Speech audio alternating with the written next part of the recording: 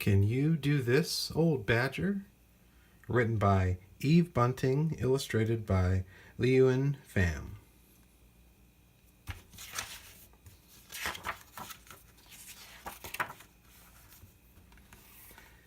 It was the time between sunset and dark. Old Badger and Little Badger walked along the forest path. Little Badger jumped a little jump. Can you do this, Old Badger? I can, but not very well, Old Badger said. I used to be a good jumper, but now my legs are stiff. Little Badger tucked himself into a ball and rolled down the slope of the path. Can you do this, Old Badger? Maybe I could still do it, but it would be hard for me. I used to roll very well. Old Badger picked leaves and twigs from Little Badger's fur. Little Badger climbed up a bent, skinny tree. Can you do this, Old Badger? Two blackbirds danced out of the leaves into the sky. I can still climb, but only if I have to, Old Badger said. And I would climb backwards because it's easier. That's good to know. Little Badger came down and took Old Badger's paw. It's sad that you are old now and can't do many things.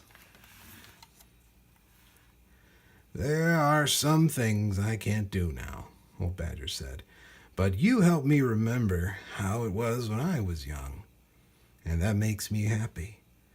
Besides, there are lots of things I can still do, and lots of things I can teach you, he pointed.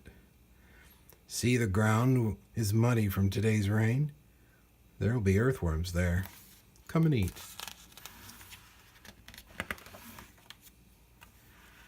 Old Badger was right. There were wriggles and wriggles of fat earthworms on the damp earth. Yum, said Little Badger. They ate and ate.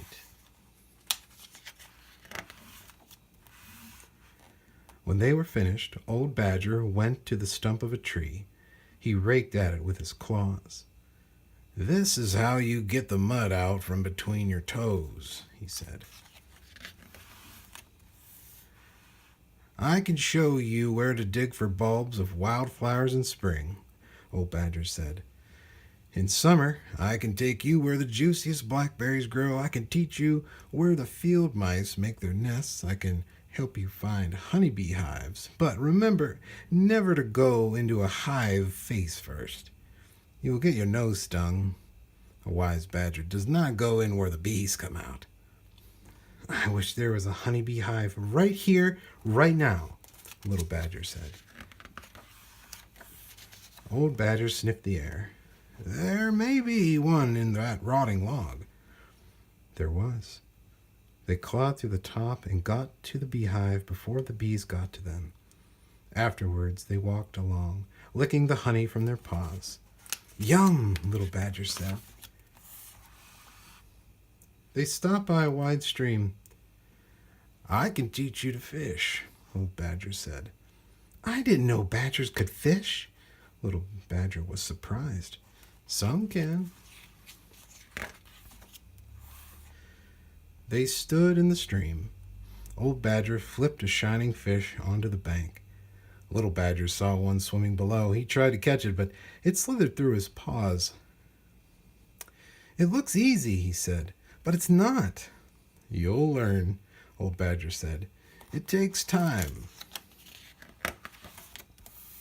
They sat on the bank of the stream to share Old Badger's fish. How do you know so much? Little Badger asked, his mouth full of fish.